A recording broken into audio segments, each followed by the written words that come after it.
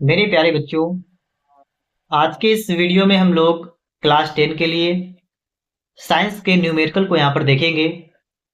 आप सभी के सामने प्रश्न है उत्तल दर्पण से संबंधित, और ये न्यूमेरिकल आपके एग्जाम में 4 नंबर के आते हैं यदि आप लोग क्लास 10 में हैं। तो वीडियो को पूरा देखिएगा। आप सभी के सामने यहाँ पर एक चित्र बना हुआ है उत्तल दर्पण का, जिसमें आपको ये समझाने का प्रयास किया गया है कि उत्तल दर्पण जो होता है ना, इसमें प्रतिबिंब जो होता है वो छोटा बनता है। देखिएगा, प्रतिबिंब सीधा बनेगा, आभासी बनता है और छोटा बनता है। ये आपका वस्तु है, ए बी आपकी वस्तु है और ये आपका प्रतिबिंब है। तो आप लोग एक बात पे यहाँ पे सीखे होंगे कि प्रतिबिंब सदैव कैसा बनता है, छोटा बनता है। तो आइए समझते हैं। ये आपके एग्जाम में 4 नंबर का आता है और कभी कभी 6 नंबर का भी आ जाता है।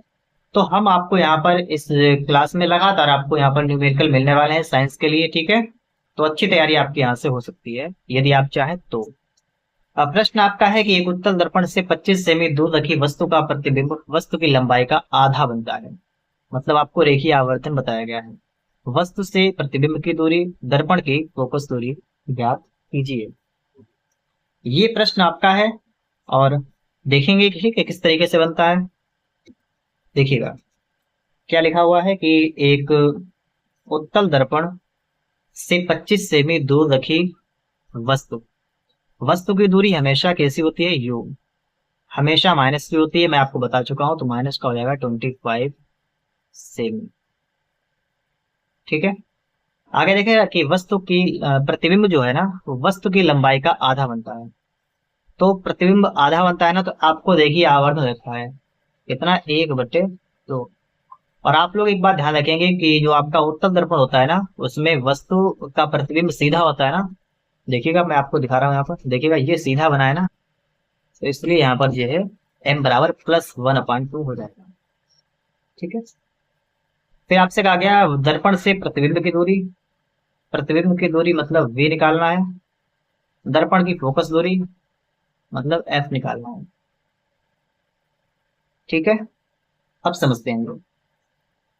सबसे पहले हमें हमें यहाँ पर क्या करना पड़ेगा कि m दे रखा है ना, तो हम यहाँ पर लिखेंगे आवर्धन सूत्र लगाएंगे, ठीक है। कौन सा लगाएंगे, आवर्धन सूत्र से। यहाँ पर हमें करना क्या है, m बराबर क्या लगाना है, -v/u। अब चलिए यहाँ पर v निकाल लेते हैं। m कितना है, m है 1/2। ये प्लस का है तो प्लस को लिखने की कोई आवश्यकता नहीं है। -v/u कितना है, -25। यही आपका है ना, ठीक है। ये देखिए माइनस माइनस आपका कट जाएगा, ये 25 आपका ऊपर आ जाएगा, आपका हो जाएगा 25/2 बराबर v। यदि आपको मैथ आती है तो आप समझ गए होंगे यहाँ तक। तो इसका मतलब ये हुआ v बराबर कितना आ जाएगा आपका, 12.5, 12.5 सेमी। बोलिएगा, यहाँ तक बात क्लियर हुई।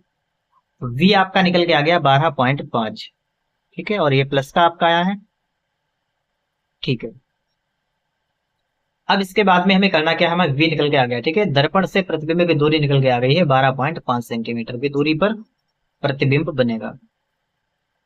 अब इसके आगे की बात समझ लेते हैं। दर्पण की फोकस दूरी बताइए। फोकस दूरी के लिए क्या लिखेंगे, हम यहाँ पर लिखेंगे दर्पण सूत्र से क्या हो जाएगा, 1/f बराबर 1/v प्लस 1/u। अब यहाँ पर देखिए आपको f निकालना है, तो बराबर के नीचे बराबर का निशान लगाएंगे, 1/v।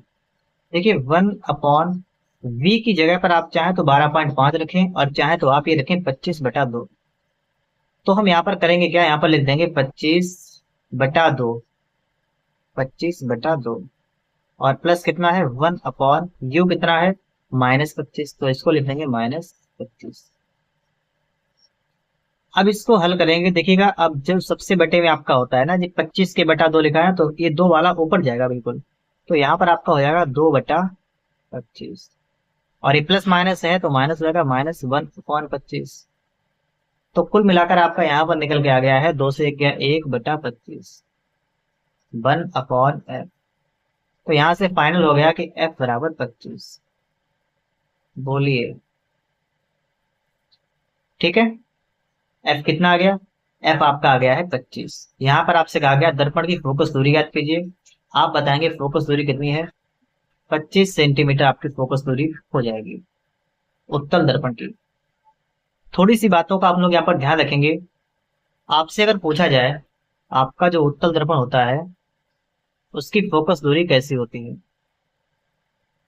देखिएगा वस्तु की दूरी होती है हमेशा माइनस, देखिए याद करते रहिएगा, ठीक है, कोई सा प्रश्न आ जाए वस्तु की दूरी हमेशा माइनस हो जाएगी।